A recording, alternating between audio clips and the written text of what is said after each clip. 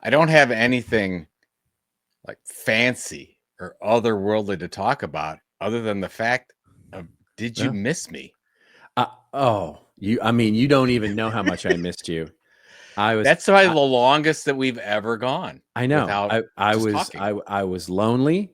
I was putting up ads on Craigslist. I was trying all kinds of things to connect with any short bald guy that I could find, and it just wasn't happening. So I missed you terribly. You know, it was the greatest month of your life. It had to be. It was You're not like, the oh greatest my month of my God, life. 4 weeks without Pulizzi. No. 4 weeks without Pulizzi. 4 weeks. Hey, that should be like the name for my next book. You know what it is? It's a documentary where you and I drive across the country together. 4 weeks with Pulizzi. Which nobody will watch.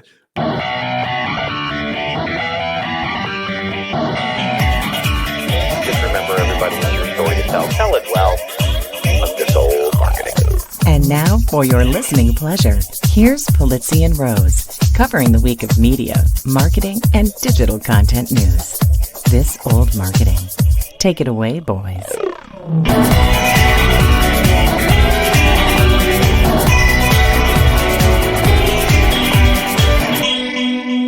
Well, hello, friends. Welcome to This Old Marketing, proudly brought to you by the HubSpot Podcast Network, the audio destination for business professionals. And I'm Robert Rose. Welcome to episode number 457 for Friday, December 6th, 2024. And with me, as always, well, not always. I guess I can't say that anymore since our last two shows were both alone. But as usual, let's put it that way, my pal, my colleague, and a guy who single-handedly brought Bitcoin to $100,000, Mr. Joe Pulizzi. I have to tell you, though, as we're recording this on Thursday, but last night was when Bitcoin went over the 100,000 mark. And I was looking at it, and I had to show it to Pam, and she said, you were right. I'm like, doesn't mean anything. Could go back down to 80, 70, 60. You never know. But it is nice. I think it's going up from here. I think, the new administration has made it clear about what their intentions are anyway with cryptocurrency. And I think as a store of value, it's probably pretty good. It's the only scarce commodity. I don't like to call it a currency necessarily because it's technically a commodity. Yeah. But if there's only so much, there's only 21 million, there's never going to be any more made. And again, I think you and I talked about this a little bit. For those, maybe you didn't know, I did not vote for Donald Trump for president. Well, I'm not a fan of a lot of the stuff that go along with that.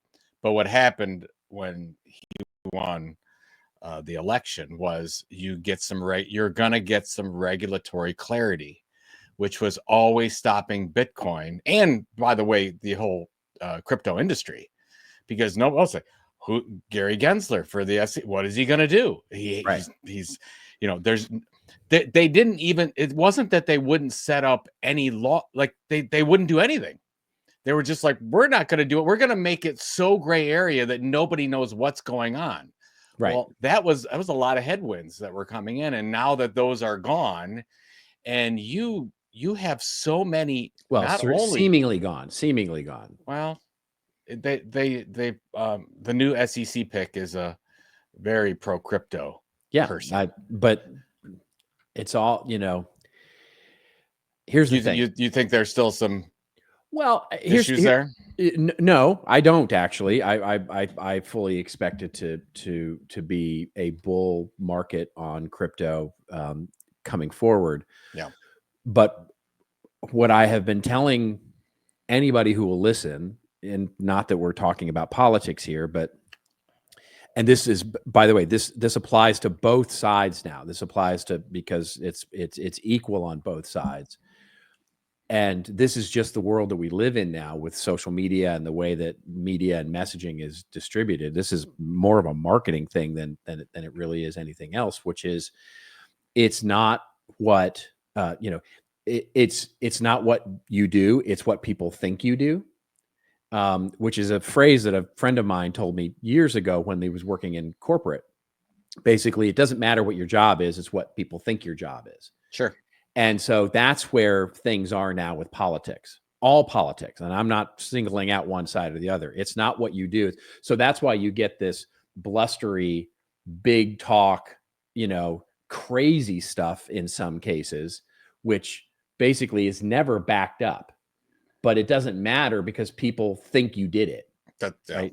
And so if they think you did it, if your base thinks you did it, it doesn't matter, or didn't do it, as the case may be, then it doesn't matter what actually happened. And so, the example here would be they may not actually clear up anything, but people may think that they did. And that will be what matters. Right. I think you're right because right now it's all perception. Nothing has been done. Nothing has been done. But there is a Bitcoin Act going through that if it does pass, and it seems like it's got some momentum behind it, the United States will set up Bitcoin as a reserve, and they're going to start to buy something like $200 billion a year in Bitcoin, and as part of the overall plan. And that's something that Donald Trump talked about, and to hedge against the debt that's going to be created from all the other stuff that's going to go on.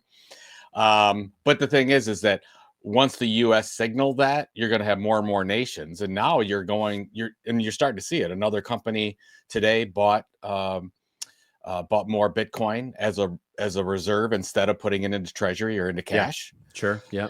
You get 5% of companies doing that, and the thing is, they can't make any more Bitcoin. That's already, the reason why you're going to see huge jumps up in crypto like Bitcoin is because there's just not that much available.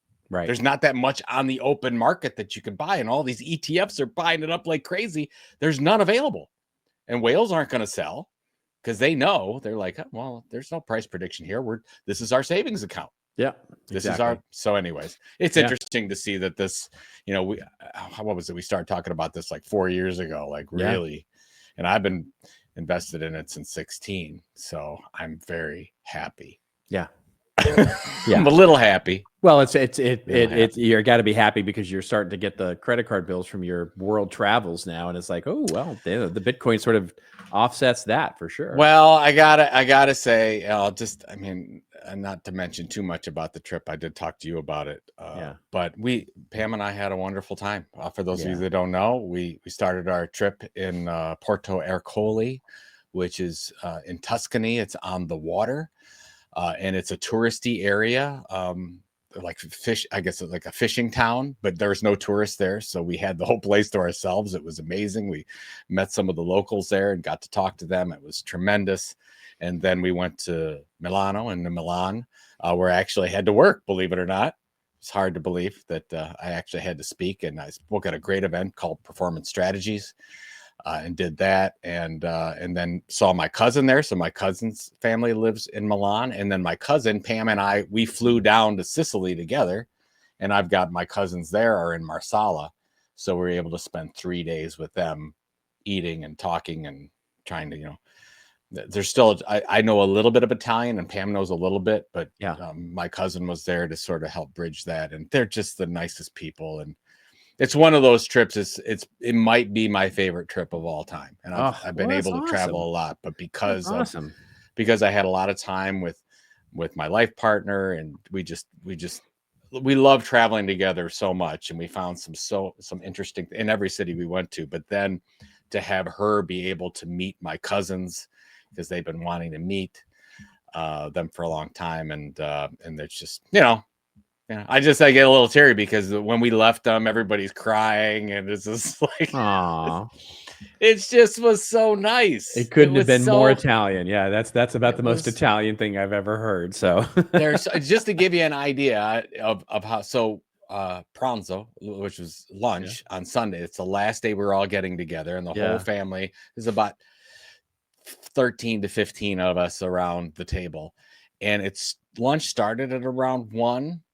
And it's 4:30, and we're still going. Yeah, so just to give you an idea.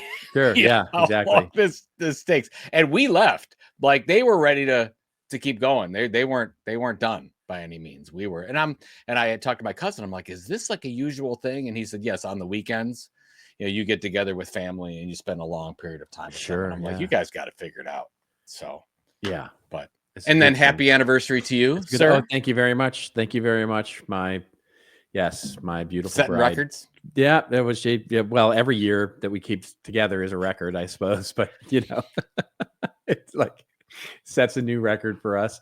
But yes, 32 years, and we had a lovely time. It doesn't have a 5 or a 0 after it, so we didn't do anything terribly special, but stare into each other's eyes over dinner and all that stuff. But it was lovely. Well, to spend time with the person that you love most in the world is a blessing. That's the best thing. It's the best thing ever. Yeah. It's the best. It's the thing I had to, over the holiday. It's the thing I had the gratitude for, was being able to spend time with family. That's what it's all about. It becomes your rock. You know what I mean? I was offline for most of those weeks there. Did I miss anything? Like you missed a good. I don't know if you saw the Browns Pittsburgh game, but that was fantastic. I woke up and it was whatever on at 1 or 2 in the morning in Italy. So I did not. Oh, after that, I woke up and I saw that they won, but I did watch the game against the Monday night game with the Browns against Denver. Oh, yeah. So the stat that's great is Jameis Winston threw for 668 yards and 6 touchdowns. Yeah, greatest and they game still ever. Lost. Yeah. If you combined the touchdowns he threw to the other team as well as exactly. Right. Really, he threw 2 pick sixes and 4 touchdowns of his own. Yeah, 660 yards. Well, he was throwing the greatest ball game all ever. Over the yard. Yeah, he was throwing the ball all over the yard. It was crazy. It was crazy. I mean, look, we've talked about this before, but he's your quarterback of the future. I mean, that kid. I would like to think so. I really would, but I don't. He's good. He's not amazing, but he's good. He's very, very good, and he's got the personality, right? He's got a great best personality. Did you see Shannon Sharp's comment about him? No. Did you happen to see this? So Jameis Winston, super authentic guy. I love him. He gets on and he says, I've been praying to God that I wouldn't throw any more pick sixes, and I don't know what the problem is. And he's really honest. Yeah. Like, this is him. Right. And Shannon Sharp says, you know what? I'm pretty sure God is not a Browns fan. Yeah. I'm like, come on, Shannon. Come on. How's your Cowboys doing? They've won 2 in a row, but but one of those was the Giants, so that still counts. We lost to the Giants. It still counts. That still counts. So here's the funny thing is they're 5-7. They have games this week against, well, not next, it'll be Monday night, but it's Monday night against the Bengals, which is winnable. The following week is the Panthers, which is totally winnable. And then they got the Bucks, which is winnable, right? Yeah. So now, of course, which is playoff ridiculous, but all the blogs are like, we're going to win out. We're going to make the playoffs. It's, all that. So it's like, no, we're not. But it's been more fun. I'll put it that way. My Sundays have been more fun the last 2 weeks. That's for sure. Well, the great thing about what happened to the Browns is they have 9 losses, and now nobody can say, well, they could run the table. No, no. There's no possible way that they can make the playoffs. They can play spoilers. They can definitely. That's exactly right. We can win some games and beat the Steelers. Learn how to Ravens. Win. Learn how to win. Because that coach is great. Stuff. Your coach is great. I like your coach very much.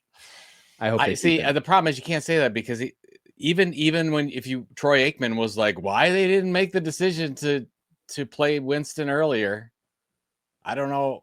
There was something going on where he couldn't play Winston. Well, you can't. Yes, you can. Yeah. Yes, you can. I talk about owners with their fingers in the pie. That's dumb. I mean, that's the Cowboys story for the last 20 years. So, wow. Yeah. So, all right. Hey. Yep. Hey, we got a show. A real show. We have a real show. By the way, we got good comments on our solo shows. Thank you all for that very much. We got some lovely comments on both shows of our solo shows. So that was really nice. I was really pleased with that. So I wonder. See, that could be the formula going forward. It might be something. It might be something. Yeah, it might be something. But I talked about, but for February, I'm going to be traveling for February, and I'm like, what are we going to do? Well, I can let you know. You don't even know this, but I did get a new travel laptop. I got a whole new setup for travel so that you don't have to rearrange your schedule for me. I can from the road. We will do this show from the road. Oh, great. Yeah. Well, we'll be on the road next week. I'll be on the road next week. And so we'll have a regular show, but I'll be on the road for it. And yeah, it'll be, yeah, I'm looking forward to it. I'm looking forward to it. I'm not going to be sad to see 2024 in my rearview mirror. Let me just be very clear. I got lots of exciting, wonderful new things coming up in 25, but 24 can go. 24 was kind of a stinker. Yeah. Well, we had some good times. Oh, this has been one of the highlights. This old marketing. Oh my God, was this the worst year ever? Yes, this and putting up my ads on Craigslist while you were away for short bald guys to hang out with was. I would like to see that. Actually like. There you go. All right, we have a great show for you. We are going to start off and talk about some of the things that have happened while we were away, but our news nonetheless. And the first, of course, is Australia banning social media for those under 16. We'll talk about some of the implications there for marketing and what might come of it. Then we'll talk about Black Friday. It was the record Black Friday for marketing costs as well as sales. So some really interesting things to talk about there, especially TikTok and its sort of move into e-commerce. Should Amazon be worried about TikTok with the amount of e-commerce that platform is now driving? Then we'll talk about Bluesky, because are you on Bluesky yet? Have you joined yet? Nope. You'll have to tell me. I have joined. So we'll talk a little bit about the move to Bluesky, the sort of tsunami, as it were, moving to Bluesky. It's sort of making the move to Threads look a little bit like a small ripple compared to what's going on there. Then we'll get to our winners and losers, and I will talk about Jaguar, as the English might say, or Jaguar, as we say here in the States, and their rebrand effort and sort of the hubbub, the toxic freak out that the marketing internet seems to be having. Right. Joe will talk about Louis Grenier's? Louis, yeah. His book basically about the selling books directly and that model, and that's picking up steam. So we'll talk about that. Awesome. And then we'll get to our Rants and Raves, and I will talk a little bit about the Elvis documentary, The Return of the King, which is just fantastic. I can't wait to see it. Talk about that. And Joe's going to talk a little bit more about his European trip. And specifically ChatGPT and the trip and all of that, and how I use it. Yes, a chock-a-block show, as it were. We always say that. All right, shall we begin? Let's do it. Yep, let's do it. All right. Well, we open up with a story coming courtesy of the AP News. Australia is banning its social media network for people under 16. Could this work elsewhere or even there? Really interesting headline. It is an ambitious social experiment of our moment in history, one that experts say could accomplish something that parents, schools, and other governments have attempted with varying degree of success, keeping kids off of social media until they turn 16. Australia's new law, approved by its parliament last week, is an attempt to swim against many tides. I see that, but they're very proud of that. Swim against many tides of modern life, formidable forces like technology, marketing, globalization, and of course, the iron will of a teenager. And like efforts of the past to protect kids from things that parents believe they're not ready for, the nation's move is both ambitious and not exactly that simple, particularly in a world where people are often shaped, defined, and judged by the online company they keep. Now, the ban won't go into effect for another year, but how will Australia be able to enforce it? Not clear, nor will it be easy. TikTok, Snapchat, and Instagram have become so ingrained in young people's lives that going cold turkey will be difficult. It's interesting to note, I should say, that YouTube is not part of this, nor are any of the streaming video apps, Vimeo, those sorts of things. But the others are. The others are. So thoughts? What do you think? What's going on here, and what's your? I think I know what you're going to think, but Well, I applaud this because, as I've said many times, the two greatest perils to what's going on with children today. One is legalized gambling online, and the second one is social media, at least as it pertains to what's going on our devices. And there needs to be a solution, but the way that I look at this is, almost the way that I think that Donald Trump will use tariffs this year. He's using them as a big stick and not necessarily, I don't think he's necessarily going to do a lot of things. He's using them as a negotiation tactic. And I think Australia is doing this to say, hey, social media companies, get your act together. Like, start policing yourself, because if Australia and other governments have to do this, it's going to be almost impossible, I think, for them to do it. Outside of the fact that if we come to like Australia does this, or the United States does it, where you actually have to be verified, like everywhere, like you need a verified whatever is a license or a passport to get a social media account. By the way, I would love to see that. Sure. I'd love to see, like, this is you are this person, you are on this platform, those types of things, where then you can actually police it. Until that happens, I think that you can see they're giving them a year. Like, Australia is giving Facebook and TikTok and Snapchat a year to say, fix yourself up, or we're going to hopefully not have to do this, but we're going to do it because it's that important. That's the way that I read it. Yeah. And I don't think it's almost like the TikTok ban. TikTok ban's never going to happen. Right. But hopefully we'll see some things that will make people feel better about it. So I don't know. What do you think about this?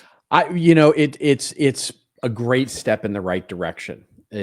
So Australia once again doing things that it seems like the rest of the world, and especially this country, can't, which is use the power of legislation to try things. Right. I don't know why in this country we're so opposed to that. Right. For so many things, it's like there's so many times when it's like we don't know the right answer, but whether it comes to, think of any legislation that's going to, quote unquote, infringe on somebody's rights, right? And something that was already done. And, the legislature always seems, in other parts of the world, and especially this country, seems to be of the opinion like, oh, if we make it into a law, it'll never get changed. It's just, it's awful, right? And instead of saying, well, why don't we just try it? Like, why, you can always undo it. And this is such a great, I think, example of Australia leading the way in terms of saying we have to do something. Yeah. And it's not acknowledged explicitly, but I think implicitly what I read in this is we don't know.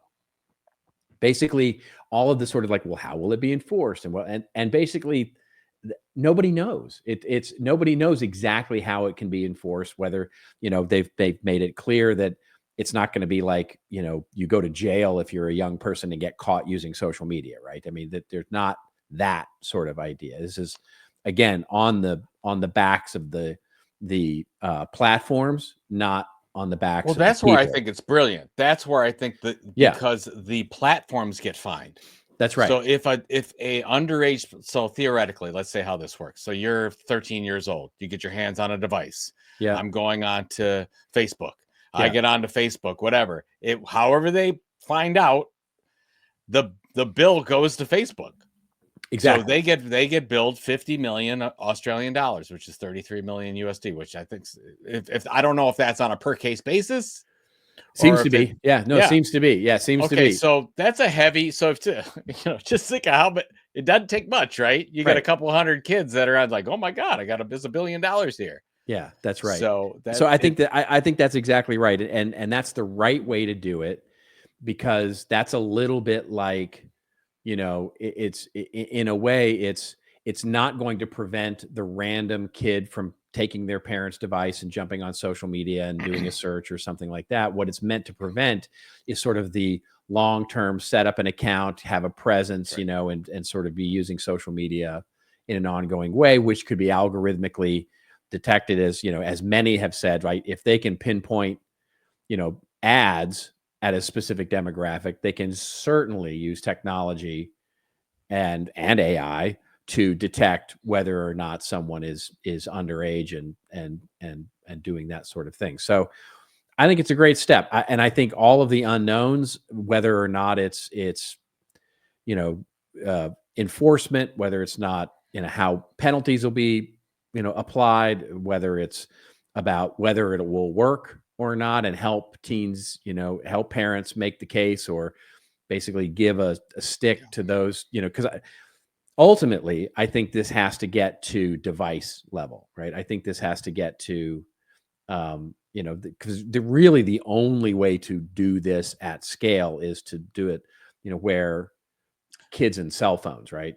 Because the schools are going through this right now, which, agree or disagree, a lot of the schools, and this is a big issue here in Los Angeles County, where the schools are banning cell phones from classrooms. Mm-hmm. And, that causes all kinds of controversy because we can't call our parents in terms of an emergency or those sorts of things. So there are issues and things to figure out, but I like the move. I think it's in the right direction for sure. What's funny about the problems with the kids aren't the ones that are complaining about losing their phones. Mostly it's the parents, right? Which tells you a lot. It's like, by the way, you can always get in touch with. Well, we're school addicted too. Yeah, we're addicted. That's too. the issue. The parents are. Yeah, I think that's where a lot of it's coming from. But no, I love the move. It's something. It'll turn into something else. But we have enough data now.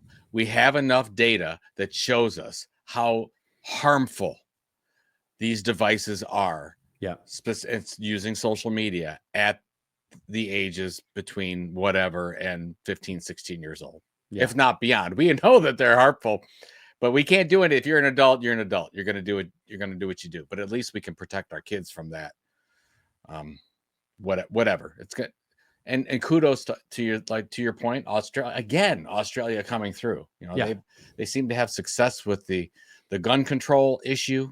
Yeah, the violence on that side. I wish that the United States would take a page from that as well. Yeah, so it's not like you can't undo it, right? If it do something. That's the thing, is do something. Right. Do something and see. You don't. It's not going to be right. It's just like when we talk about this from like finding your content niche. It's like, pick something you think is right. Then you figure it out. You get more data. Exactly. And then you massage it. And then in 6 to 9 months, you're like, okay, now this is the thing. This is the one. I mean, it's something that I tell my clients all the time, which is I find myself at so many times in client meetings going, listen, it's not the decisions, it's actually making them, right? The decisions don't matter nearly as much as actually making one. And it's what gets you into trouble in most marketing situations is not the decisions you make. It's the ones you don't make, where you just default into something, or you actually just organically grow into something because it's just, that's the way it is, right? So you never make a decision on it. It's just stuff happens. And that's usually the worst performing marketing that you have. By the way, just another data point to show you the opportunities in live events, live experiences, and print media, that there's still opportunities there because of a lot of this backlash. If you're targeting kids today, it's very tough. Yeah. From a marketing standpoint. So, I mean, there are other options available that you can look at. I had discussions with a lot of marketers in Italy about this, where they're creating a lot of digital content that's basically going unseen across the board. It's like, well, maybe it's not all digital. That's right. There are other opportunities to communicate and create amazing experiences with your target audience. It's not, you don't have to do it on TikTok or YouTube. That's right. We do have other ways to do this. There are other things. Well, speaking of other things, paid media is still a thing, and maybe we should pay a couple of bills. That's a really good point. Let me evangelize about a podcast for a second. That's right, The Sales Evangelist, hosted by Donald Kelly and brought to you by the HubSpot Podcast Network. Every week, Donald interviews the world's best sales experts, successful sellers, sales leaders, entrepreneurs in sales, sales people, who share their strategies to succeed in, well, yeah, that's right, like the name implies, sales. Folks like Jeffrey Gitomer, Jill Conrad, Bob Berg, and Guy Kawasaki, just to name a few. They share actionable insights and stories that will encourage, challenge, and motivate you to hustle your way to top income status. If you're someone looking to take off in your sales career and earn the income you deserve, this is the podcast for you. Find Sales Evangelists wherever you follow your favorite podcasts.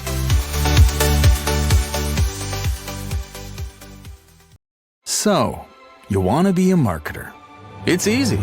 You just have to score a ton of leads and figure out a way to turn them all into customers. Plus, manage a dozen channels, write a million blogs, and launch 100 campaigns all at once. When that's done, simply make your socials go viral and bring in record profits. No sweat. Okay, fine. It's a lot of sweat. But with HubSpot's AI-powered marketing tools, launching benchmark-breaking campaigns is easier than ever. Get started at HubSpot.com/marketers. It took me a minute. I've been gone for so long. It took me a minute to find that. Find the right buttons. You don't do something, after you do something 10 years, you do it every week. And then all of a sudden for a month, you don't. You're like, oh, you lose that muscle very quickly. Oh my gosh. That's crazy. So I almost fell off the bike there for a second, but I almost fell off the bike. We made it through. Thankfully. Looks like we made it. Oh my God. Barry Manilow. Have you seen him in concert recently? I have not, but you told me it was amazing. Oh, it was so good. You don't want to get too close because you can see the work done. Yeah. But the voice. You've seen the well, you're not on TikTok, so you wouldn't have seen this, but maybe it's on YouTube as well. The meme videos of Frankie Valli that are going around. No, I have not seen it at all. It's sad, funny, tragic, and weird at the same time. He's singing. He did the theme song to Grease, the movie, right? Grease is the word, is the word, is the feeling. So he wrote that and did that for that movie. So, but he's in concert, and he's 90 something years old, I think, at this point, and he looks like he's 90 years old. And he's literally just walking around with a microphone next to his mouth. I mean, he doesn't even bother lip syncing anymore. He just walks around. And when you're up close, you can actually, and so somebody filmed him like with an iPhone, filmed him walking around on stage sort of as the song plays. And it's just so clearly, it's like the original recording being played. And he's literally just walking around sort of with this bored look on his face with this, you just go, wow, that's commitment, I guess. Commitment to a bit. But yeah. Did you, by the way, everybody's doing their Spotify Unwrapped. I haven't done. Do you go do it, or does it come to you automatically? I don't use Spotify. Okay. All mine's Apple Music, but Apple Music has their own. So I actually did, because I was with my kids last night. We were talking about it, and I'm like, oh, let me go see. So tell you, my number one is AJR, which is my oldest favorite. Okay. So my oldest and I, we both had the same AJR, which we saw in concert together, and then number two is Billy Joel. Do you know how do you find this thing, or? You go to the home and you're at Apple Music. If you use Apple, I'm looking at Spotify. I don't know how to do Spotify. I don't know. I'm sure for me it would be some sort of 80s song. So I did, yeah. So I checked in 2022, my number one was AJR. In 2023, my number one was the musical Hadestown, which I listened to something like 16,000 minutes. It was ridiculous. And by the way, that was the marathon. That was the year I ran my marathon, and almost all my marathon music was the musical Hadestown. By the way, if you haven't seen it, go see it. It's unbelievable. And then this year, I reverted back to AJR. And then, I think my top five were AJR, Billy Joel, Red Hot Chili Peppers, Neil Diamond, and Paul Simon. That's my top five. I can't. Oh, here we go. Here's my top songs. Here we go. My top songs. Okay, you ready? Sure, go ahead. Okay, so my number one top song for 2024 was Thomas Dolby, Airwaves. I love that song so much. I play that song so often. On the airwaves. Thomas Dolby. I can't believe you broke out Thomas Dolby. Number two, I can't believe this is true, but I guess it's true, is Rich Girl, Daryl Hall and John Oates. Third is Uptown Girl. Then Flock of Seagulls. Wishing I had a photograph of you. If Flock of Seagulls wasn't on your top five, there would have been a problem. Me. Then, of course, Tears for Fears, Everybody Wants to Rule the World. And my number 6 is Downtown Lights by Blue Nile. Oh my God, you're so stuck in the 80s. I'm not stuck in the 80s. I'm happily ensconced in the 80s. I'm happily there in the 80s. Oh my God, you got to branch out. Happily in the 80s, and I shall not be leaving. Yeah, I guess we are. Like, we're totally showing our age. I'm trying to be younger by listening to some of this new music. New playlist going on, especially in the country world. I've been listening to a lot of new country music. So I've been listening to Jelly Roll. Yeah. Are you listening to Jelly Roll? And the new Dwight Yoakam? Oh my God, the new Dwight Yoakam is amazing. Oh, I haven't listened to anything. He recorded a bunch of stuff. He's done a bunch of new stuff. You probably downloaded Beyonce's new album and were digging it. I tried it. I like the one song. That's really all I was there for. That was it. Yeah. Can't do anymore. Yeah. So I got on the Neil Diamond train. Like everybody's on the Neil Diamond train, my friend. Because that musical, the Neil Diamond musical is so good. Like, if you get a chance, go see it. It's so good. So yeah. All right, moving on to our next story here, coming to us courtesy of TechCrunch here. Black Friday. When Black Friday comes, hits a record $74.4 billion in sales online, up 5% on last year. Momentum of Thanksgiving, which saw consumers spend a record $5.6 billion online on the day, looks like it continued into Black Friday. Said Adobe in U.S., the consumers made a record-breaking $10.8 billion worth of purchases, up 10.2% on last year. Meanwhile, Salesforce is giving a much higher overall spend estimate, $17.5 billion spent in the U.S., 7% year over year. Globally, Salesforce says spending also reached a new high.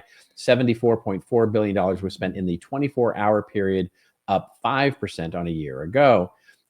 Basically, no matter whose numbers you look at, everything is up.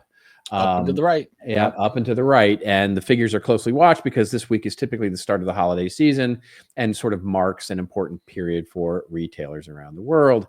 And so all of these, Adobe, Salesforce, everybody who puts out a press release on this, because that gets them good content marketing, is basically talking about how this is going to be a pretty good holiday season, everybody's predicting. And air travel, busiest days on record. So travel is up. So what do you think about all this, mister? I mean, I guess the price of eggs weren't all that bad after all. Oh, that's so silly. We've talked about this. And it's funny because I told you I had some conversations with people in Italy, and they were saying, oh, it's economy in the United States not very good, right? I'm like, well, no, actually, it's the best economy in the world right now, if you look at every number conceivable. And if you look at what happened on Black Friday with sales, and you look at air travel, people are buying a lot of stuff. They're traveling. Now, whether or not they're going into more debt, we're hitting record credit card debt here. Sure. Yeah. So that's another thing. That's but that's the U.S. government right now. We're putting everything on a credit card, and we'll just see what happens later, I guess. But yeah, this is the number that I thought that was really interesting to me is when we used to look at these stats years ago, most of the purchases were made on a desktop. Now, most of the purchases are made with the mobile phone.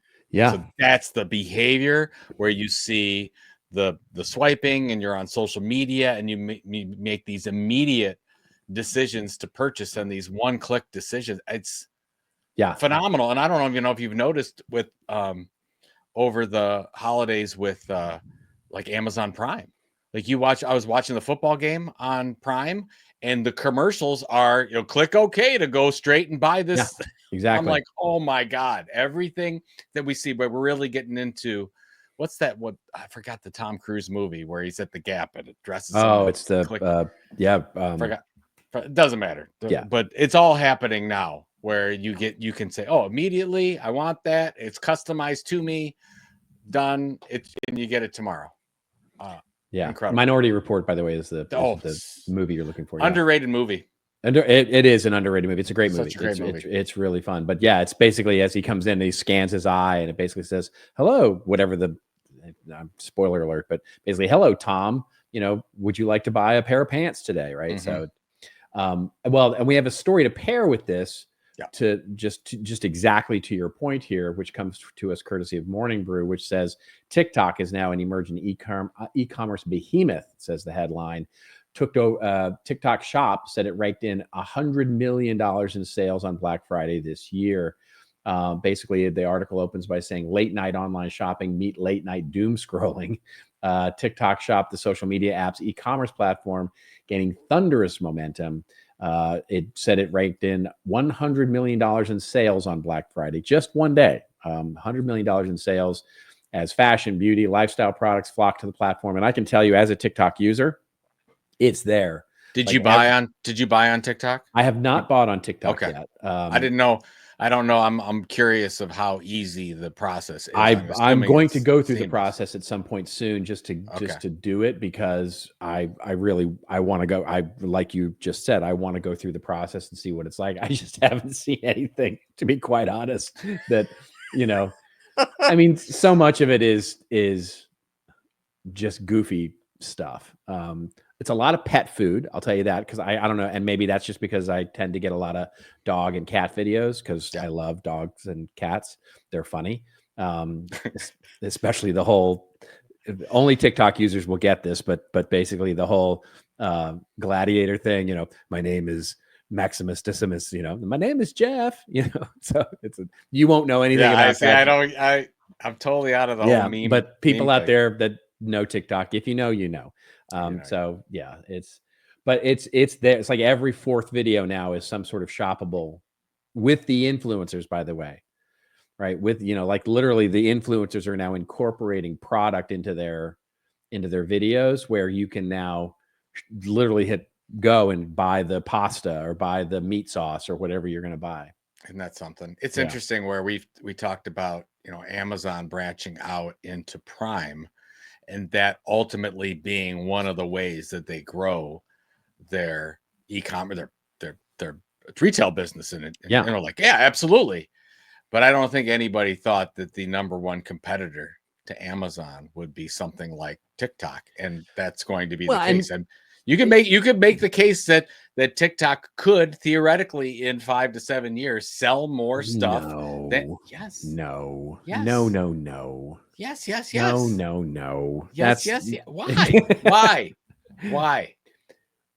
Look, because you can't. You don't have a reason why. No, I do. If you got nothing. We're like a CNN video. We're like a CNN show. Like we talk over each other. No. It's like the Peyton Manning commercial where he's debating. He's got yes, no, yes, no, yes, no, right. Yes, double whatever. No take backsies infinity. Here's why that is not going to happen. The user experience. So we forget, by the way, that Amazon is the number one product search engine on the planet. Like people go and search for products like they would on Google. They go search on Amazon for a product, and there are plenty there.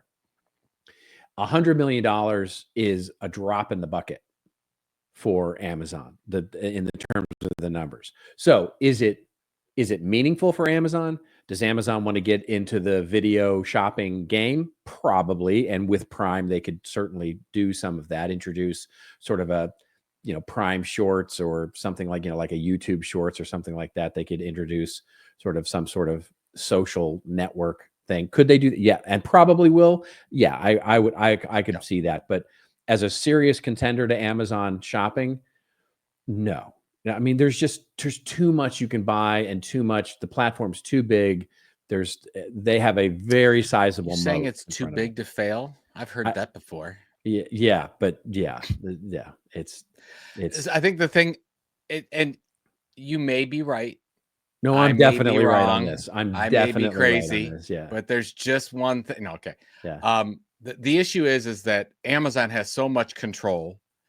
They can often position it to a product that they have. Like if you do a search, you often see an Amazon owned product first. Yes. Right. They have a lot of control, like Google does in search. You're like, what? There's a lot of bias coming out here. For whatever you want to say about TikTok, you have a lot of retailers that want to spend more money with TikTok because of the fact that they can actually, if they know how to tell a decent story or in an ad or through an influencer or a content creator or their own creators, they have a lot more flexibility on that platform than they do on Amazon. Totally. And so it would make much more sense for Amazon to then partner with TikTok, which I could see them doing if the future of TikTok is a little more solidified, which again, coming back to our earlier part of the conversation, is probably more likely now than it was even 2 months ago. Yeah, so if the future of TikTok is pretty sound, I very easily see Amazon striking up a shopping partnership with TikTok, because TikTok doesn't want to build out the infrastructure that Amazon has, delivery and returns and warehousing and all that kind of stuff. They don't want to do all that. They definitely don't want to do all that. Sure they do. Yeah, no, they don't. No, they don't. Well, with what's happened in politics recently, it has paved, and as much as it pains me to say this, because I don't want this to happen, but TikTok could become the most influential and the most important retailer in the world in the next 5 to 7 years. Because of all that, because they have the content, because of the things that we talk about on this show, they have the content algorithm figured out. So you think it's like what you're suggesting is, and I think this is a long shot, is that TikTok becomes a little bit more like Alibaba, right? So where Alibaba in Asia is sort of what they call a super app, right? Where it's got messaging, it's got Uber type, services, it's got an e-commerce platform, it's a payment system. All those things are sort of built into it. You could see ByteDance doing the same thing with TikTok in a more global fashion and becoming an e-commerce store plus a way to, they'd have to roll out some sort of payment system, and they already have. So according to this article, I mean, you know better than I do, but it looks like they already have done it. They've already figured this thing out. It's just a matter of taking what they have and keeping the growth rate up. If they keep the growth rate up and they're growing at 30, 40, 50% a year, Amazon's not going to have that growth anymore. And I know the difference is big right now, but just wait. If you keep that up over 5 years, you're like, oh yeah, I could see the comparison happening. I guess the point is that when somebody is spending 2 to 3 to 6 hours a day on the TikTok app, the sales happen. You form relationships with the different influencers, the different creators. You have that trust associated with it. You have the trust with TikTok itself. Now, if you know what you want to buy, if you know exactly what you want to buy and you're ready to buy, yeah, go to Amazon. Well, that's it, right? But more sales are happening the other way now. Okay, I need that. I need the 7-step ab routine. All right. Here's what I would agree with. Could they take over impulse shopping? Yes. Like the answer is yes. Could they build a little bit of a moat around impulse shopping? I absolutely believe that. TikTok is probably the best positioned to do that, as opposed to an Instagram or Meta, or that's who I'd be worried. If I was worried, I'd be worried if I was Meta and sort of looking at Facebook shopping and Instagram shopping, right? Well, it's hard to believe that you just said that you were wrong, but that's what I heard. That's exactly what I heard. You know what? Go back to doing shows by myself is what I need to do. It's almost the way that I'm looking at it now, and not just with TikTok, but I'm looking at. I used to say, "Oh, Amazon's position is unmatched. There's no way." That's what I thought about Google, and now when I look at Google, I'm like, Yeah, it's different though. That's different. That's different. Is it? Yes, it is. Is it? Is it? We should go on. Yeah, that's enough time on that. All right, very quickly here, just because I want to cover it, to talk a little bit about it. Bluesky. So Bluesky is seeming to now be the refuge, and this happened over while we were really away. This story also coming courtesy of the AP, fast-growing social platform, and is basically welcoming fleeing ex-users, and there's a reason for that, and not all of them are politics. Disgruntled ex-users are again flocking to Bluesky, newer social media platform that grew out of the former Twitter before billionaire Elon Musk took it over in 2022. While it remains small compared to the established online spaces such as X, it's not that much smaller anymore anyway. It has emerged as an alternative to those looking for a different mood, lighter and friendlier, and less influenced by Musk. And so it's interesting. This article covers it a little bit, but what I have seen in some of the deeper dives that I've done here is that it's mostly not the toxicity or the politics of X. It's the AI usage, the just general noise and bots and sort of garbage in the feed now of X. It's their inability to basically, manage the platform well that is making most users go, I just got to get out of here, right? Mm-hmm. And Bluesky is really interesting. It's one of the underreported things is that Bluesky is part of, is one of, we talked about this when NFTs and crypto and the Fediverse was going to become like this new thing. Bluesky was there for that. Bluesky is still there for that, for the Fediverse. One of the cool things is about Bluesky is, it's very open and you can sort of get yourself a check mark if you want. But the way you get yourself a check mark is that you have your username be your domain name, right? So, like New York Times, their handle on Bluesky is newyorktimes.com. And I did the same thing when I got on. First thing I did was I sort of made one of my domains, my personal domains, my handle. So my handle is robertrose.me, which I've owned for a long time. And so you can get that level of authenticity there in terms of, the who's who.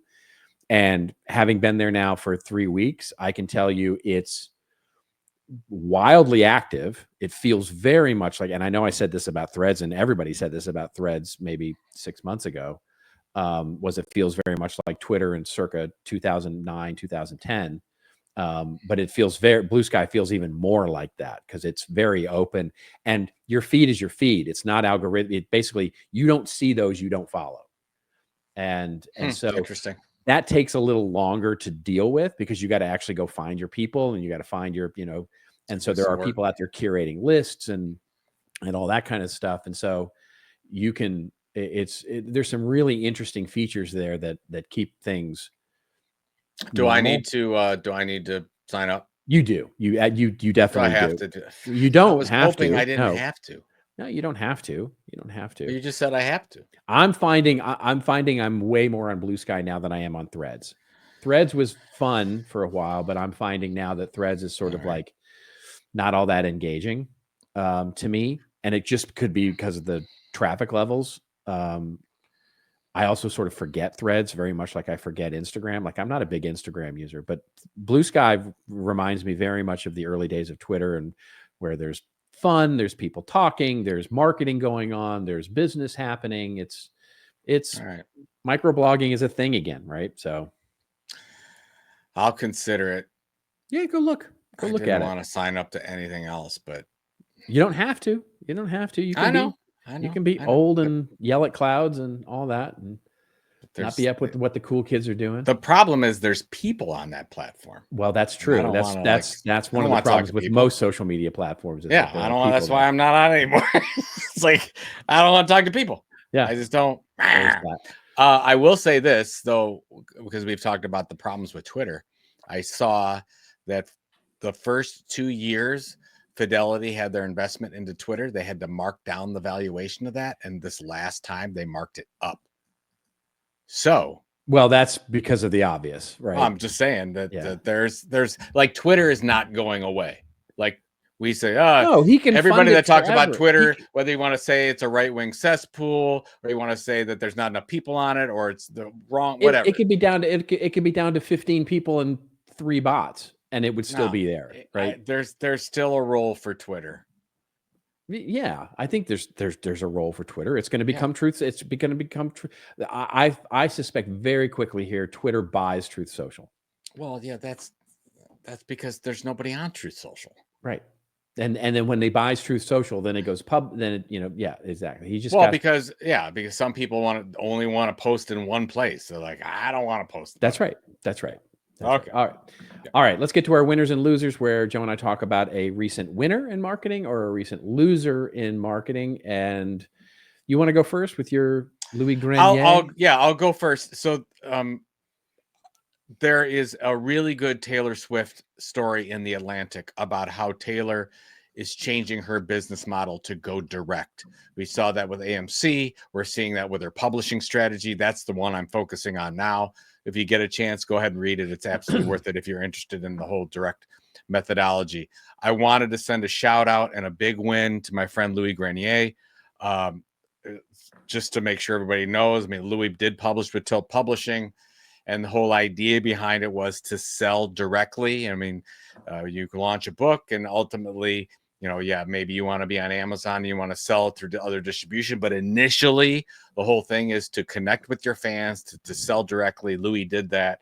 And I'm going to link to Louis' LinkedIn, where basically he says the average self-published author earns $12,749 over their lifetime. Louis sold well over $16,000 in 5 days through his book sales, and he did it directly. He didn't sell just a $9.99 book. He sold in different packages depending on his fan base, which I'm a big believer in. So I'm not going to go into a lot of detail. Put the post in the show notes so you can check it out. But super proud of what Louis has been able to do. But I think this is a really good model for everyone listening to this, where you have an opportunity to take your content and give it directly to your fans instead of sending them somewhere else. Right. Yeah. I know that's mind-blowing. We don't always have to go to Amazon. We don't always have to go to another third-party platform. If you build these relationships like Louis has and came up with a wonderful book, which is Stand the F Out, which is the name of his book. And it's a really good book. If you get it, and he's funny. So if you get a chance, check that out. Based on your recommendation, I got the book, and then I'm gonna look at it. He took a lot of time thinking about the marketing for this too. Yeah. Which is something a lot of authors don't think about, where it's like, oh, I got the book done and I'm just going to make it available. No, you're not. You're going to think strategically about this, and you're going to do it and take Louis' lead on that. I think I'm going to try to get Louis to present at CEX on his book launch method, because I think we all can learn from that. So there fantastic. You go. That's fantastic. So cheers on that. I can't wait for yours. Well, okay. What are you talking about? Yeah. So one of the things that you missed while you were on your trip was sort of the flood. So Jaguar, or Jaguar, as I said, the British might say, classic luxury British brand, been around for 100 years or more. Fun fact: the original Jaguar brand was called the Swallow Sidecar Company. But you didn't know that. I did not know this. They made sidecars for motorcycles. Yeah. Were you around at this time? I was. Thank you very much. I was. Yeah. I was one of the first buyers. Of the I'm sorry. Yeah. No, it was easy. I opened myself up for that. Okay. That was good. Yeah. You've been gone a while. It's okay. All right. Anyway, so they launched this new rebrand, right? So it's a new logo, new styling, new everything, right?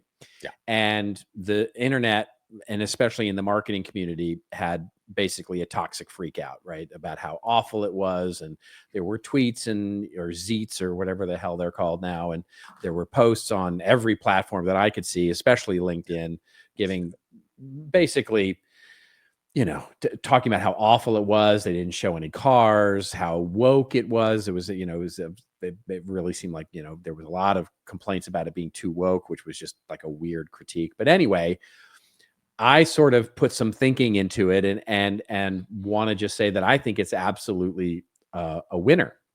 I think it's 100% a winner. And the reason why is because I was like, I wanted to understand why they would do what they did, right? And so I always try and put myself in the shoes of the marketers that are, when something like this comes out, I always go, what would I have done, right? And, given all the things, the sort of situation, the context of everything, why did they make these decisions? And of course, can't really interview them. I don't know them. So a lot of this is obviously just my own hypothesis and guesswork. But what I understood from understanding the business model. So by the way, the business Jaguar is absolutely doing something that's unheard of in the auto industry, right? So one, they're taking a complete year off from producing any cars. Like, they're not going to produce any cars in the next year. And what they're doing is they're revamping their entire line to go all EV, right? They're not. So there will be no more Jaguar engine based cars. They will all be, which is of course is one of the classic attributes of a Jaguar was its racing engine and the way that it looked. It's all new colors, right? So some of the famous car colors of the world are Jaguar. You know, the British racing green is a Jaguar color. And so all of that is happening as they hit pause and reboot on their entire business. So it's like, okay, now you're the marketing team, you're the creative team at Jaguar, and you get that, right? It's like and you say, well, what are you going to do? And so they did what I think was amazing was they completely rebranded. The only thing that's really not changeable in what they did was they flipped the Jaguar, the leaping Jaguar, from going to the left to going to the right. So it's leaping forward now instead of leaping back, which was a change they should have made years ago, but there you go. And two, they changed the logo, because those are the only things that are going to be like etched into the car body and etched into buildings and etched on paperweights and all the kinds of things, right? So those are the things that are sort of relevant. And those are very conservative changes, I got to say, right? It's a little more modern. It's a little different. It's a little, but it's not so weird. What was weird was the brand ad that came out, which was sort of this fever dream of a bunch of, a very diverse group of people in very colorful outfits and sort of to some weird music. And it was very, almost Apple-like in the way. And basically the new brand phrase is copy nothing, right? Copy absolutely nothing. So the key for me and why I think it's a winner is because the only thing that's not replaceable is that sort of those two things that I talked about. Everything else is imminently replaceable and very temporary, especially in today's world. But with the copy nothing sort of idea of their rebrand and sort of the innovation and sort of, the messaging that they're going out with, they've really completely opened up the book. So instead of boxing themselves into the classic Jaguar branding, they've basically opened them up to do anything they want to do in the next year. And so this little temporary blip of a launch, which is going to basically coincide with their launch of the new EV model at the Miami Art Show, which is happening literally as we speak, is just a fun, feel-good distraction sort of idea of creating conversation. And so I want us all to remember, if we go back to the Apple Think Different campaign. And the Apple Think Different campaign, by the way, was rated, the 1984 ad for Apple was rated one of the worst ads to ever come out of Madison Avenue. And of course, it became one of the classic. Now, I'm not suggesting that this ad is anywhere near that, but I want us to understand that the initial reaction to a piece of brand art, which is what this is, a piece of brand art, is not what the ultimate ad and the campaign and the rebrand is all about. And it's basically, once we start to really see and understand the execution of how this rebrand is actually going to really take effect, like how it's the execution of what's really going to happen as the business completely reboots into an EV company, then we can start critiquing it. But right now, I think this is a brilliant rebrand. They've given us sort of a distraction over here to have us talk about a piece of art as they sort of executed what they could. There's no car to show right now. There's nothing for them to show right now in terms of an ad for a car. They basically wanted to create an emotion, a feeling, and have you open up to the idea that Jaguar is going to be doing something that it's never been doing before. And I think they succeeded brilliantly at it. I like your take on it. And it's obviously different than most people, because most people are up in arms like this is the greatest marketing tragedy that has ever happened. Yeah, it's not. It's just so not. I like the idea that we're all talking about Jaguar when they've got nothing to sell. Well, that's the thing, right? We can like marketing yells from the rafters. Like we gurus, we pundits, we thought leaders, we practitioners, we marketing leaders. Everybody gets up on stage and laments, oh, we should swing for the fences with our creative. We should do big, bold things. And then when somebody does some big, bold thing, we go, oh, how ridiculous you are. We all clutch our pearls and go, how dare they do something bold and creative and different? We put on our Katharine Hepburn voices, right? And so that was interesting. Yeah, I didn't see that coming. So the two things that I have on that one is the whole copy nothing and the logo itself. It's just the logo. When I see the logo, it looks like every other tech logo I've ever seen. Yes. That's my problem with it. So, and when you say copy nothing, it seems like they've copied everything with that logo itself. It's just a personal, I mean, it could be right, could be wrong, could be there's fine, a trend. Yeah. whatever. There's no doubt that there is a trend right now that people are calling blanding, right? Yeah. Which is It's really what Gap tried to do as well. And right? Everything is sort of moved to a very simple, iconic font, and basically just very simple, no symbols, no, it's, and a lot of people don't like it.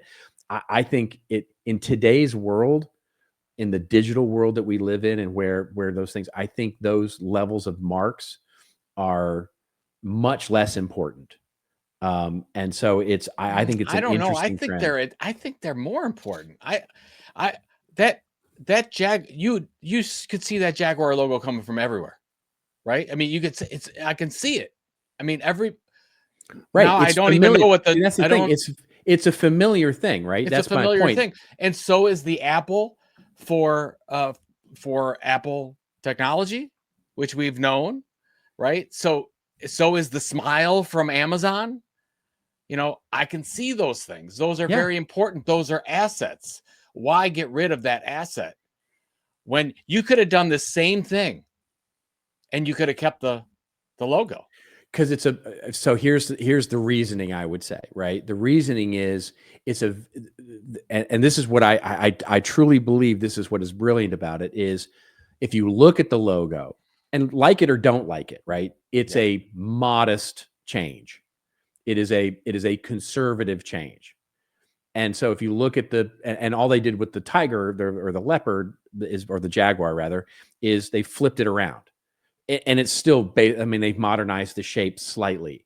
Yeah, but it looks more like Puma. But the real rebranding, the real look of the rebranding is actually quite conservative and quite incremental to what's going on. But they have to create the perception of big change, big disruptive, not copying anybody change. And that's what this sort of quote unquote art piece is all about. Because if they had said copy nothing, or basically open themselves up to where they wanted to go with the brand with this big open whiteboard, but then came out with a very classic sort of, classic brand ad, everybody would have gone, it's nothing. We wouldn't be talking about it, but we're talking about it. That's the point. That's true. But what it signals to me is that ultimately Jaguar is getting out of the car business. Yes. That's what it means. And by the way, that's probably the right move, because the automobile industry, it's a terrible business to be in. That's right. And by the way, they are looking Tesla's at extending the Jaguar brand into all kinds of things, right? And Tesla's going to do the same thing. I would assume that in 10 years, the cars for Tesla will be a very small piece of their business. And I think everybody realizes that being in that commodity business is not worthwhile. That's right. That's right. All right. Excellent. All right. Very quickly here, as we're running a little late here, as we knew we would, because it's our first show back. Basically, let's do our rants and raves. I've got a very quick rave. You've got a very quick rave. Do you want to go first, or shall I go first? I just wanted. So I told you that we wanted to go to a place in Tuscany in our trip to Italy, and we ended up at Porto Ercole. And I think I talked a little bit on this before, but the reason why we ended up there was because of ChatGPT. Because was that right? It's absolutely. So basically, I put what I wanted to have out of this first part of the Italy trip, and I said I wanted something that was, and I basically typed in. I said, "Hey, we're going to Italy as first part of a trip." I said, "We're flying into Rome." I say, so from the Rome airport, I want to travel no more than 3 hours. It has to be in Tuscany. I want it on water. I don't want a lot of tourists. I want this kind of weather. And I typed that in, and I got, here's your 4 choices. Now that might seem like not a big deal, but that is a ton of time I saved. Or now I can go into the 4 and do a little bit. And that's the big deal. Like, I use ChatGPT so much for travel now, and I travel quite a bit. So I'm very blessed to be able to do this. And that's my first go-to now. Now, I'm not an idiot. I do understand that not all the information is correct. So you have to check it. But if in saving the work, and so if me doing that to find that in Google would have taken me 10 times as long to find the 4 that meet all those criteria, and they can. So I'm just saying, like, if I'm a travel agent right now, it's like, there's a lot. Like, I've saved so many hours from the different trips that we're taking, and we found a wonderful city, Porto Ercole, which was just a 15-minute bus ride from the Orbitello train stop to go to it. It was everything we wanted it to be, and it was only because, you know, I talked to ChatGPT before I talked to anybody else. So nice. By the way, ChatGPT, my ChatGPT is named Vito. I call it Vito. Vito. V-I-T-O. Okay, Vito. So I call it. I didn't want to say Vito because I talk to Vito all the time. Vito's a good friend of mine, but you wouldn't know what I was talking about. It's ChatGPT. But my ChatGPT is called Vito. Vito. And he talks with an Italian accent. Oh, okay. All right. I think that's a little weird, but all right. That's fine. Of course it's weird. You're talking to me, man. Yeah. So what do you got going on? So very, very quickly here, I got I just watched this week the Elvis documentary, and it's called Return of the King. And I wanted to rave about it and just recommend it because it's so good. It's not long. It's not like a whole series or anything. So you're not committing to anything. It's about an hour, something like that, a little over an hour. Really good. And it's basically focused on, so you have, if you ask people who, I mean, I'm a huge Elvis fan. And so if you ask people about Elvis, most people, they basically have 2 impressions of Elvis. One is black and white, leg swinging Elvis, you know, hound dog, you know, that whole thing, right? Girls screaming, the whole thing, or fat Elvis in the late 1970s, right? You know, drug-addled Elvis, right? With the big glasses and the whole thing. You sort of missed all the in between. There was an entire decade there called the 60s that you basically miss because Elvis didn't tour. He wasn't a musician. Basically, Colonel Parker made him a movie star. And he went out and made a bunch of really shitty movies. And basically they tried to then sell the soundtracks as sort of Elvis records. And some of it worked and some of it didn't. And then it just didn't, right? So as the late 60s. So as music changed and the Beatles came on and Bob Dylan came on and music totally evolved, it basically evolved around him. So by the time that you get to Elvis in 1966, 1967, he's really seen as sort of old school Perry Como, you know, I mean, he's not hip anymore. He's not a hip guy anymore. Then came the 1968 comeback special. And if you've never seen the 1968 comeback special, which you can find online, by the way, it's amazing. And what you forget is how amazing he is on guitar, what a great guitar player he is, because he plays live. 2, how amazing his voice is. 3, what incredible stage presence he has. I mean, just incredible stage presence. I mean, there's a reason he was Elvis. And then 4, you miss how much he and his original band, that magic that they made together, because he brings back all of his original band to play hits, to play covers, to play. I mean, it's just an amazing special. So this documentary is really covering his 68 comeback special and how it sort of relaunched his career. And basically after the 68 special, he then went on to have a whole, you know, he had a whole residency in Vegas and was huge. And that's where you got the Taking Care of Business, and you got the whole, you know, the sort of Vegas Elvis. And then of course things, you know, we know how that story ends, and they've got great interviews with people that talk about him and what an amazing person he was and what an amazing musician he was. It's a phenomenal way to really relearn what you know about Elvis. All right, I'll put it on my list. I got that on my list, and then our friend JK said I have to watch the Yacht Rock documentary as well. Okay, fantastic. Which I think is on Max. All right. So I don't know I think that's the one, but I got the note yesterday that it's must watch on Yacht Rock. So I'll watch the Return of the King, and I'll follow that up with a little bit of Yacht Rock. There you go. There you go. All right. Of course, we went long. Yeah, we did go long today. Yeah, but that's all good. People are happy about that. Okay. So next week we'll be on the road. I'll be on the road. We'll do a regular show. Show. Meanwhile, are you going to be watching the Browns this weekend? We're back. Yeah, they play the Steelers, so I'm going to definitely be But I don't. I mean, I don't have much feeling. Like I don't even know what to feel anymore. I have no emotional state when it comes. That's why I'm just enjoying the games with the Cowboys. It's like win or lose. I'm just trying to enjoy the games. That's it. But the good news for everyone here who doesn't like football and listens to us, it's less and less football. There's less and less football. That is correct. All right. Well, thank you all. Welcome back. Welcome us back. We are so glad to be back with you. And we will be back again next week with a regular news show. I will be on the road, and it'll be a fun time to be had by all. And in the meantime, we will see you next week. But in the meantime, remember, it's your story to tell it well. And thanks for being here on This Old Marketing. Hey, thanks a lot for making it this far in this week's episode, and thank you all for being a part of This Old Marketing. You can check out all the show notes of what we talked about today at thisoldmarketing.com, and it's also where you can leave us a review or a voicemail. We need those reviews and comments on whichever platform you follow us on. And if you haven't followed the podcast, please go do that and make sure you catch the latest and greatest episodes every Friday morning. We're on Apple and Spotify and all your other favorite podcatchers, of course, but we'd love it if you went over and subscribe to us on YouTube. That's right, YouTube. youtube.com/@thisoldmarketing. We'll see you again next week, folks, with another episode of This Old Marketing.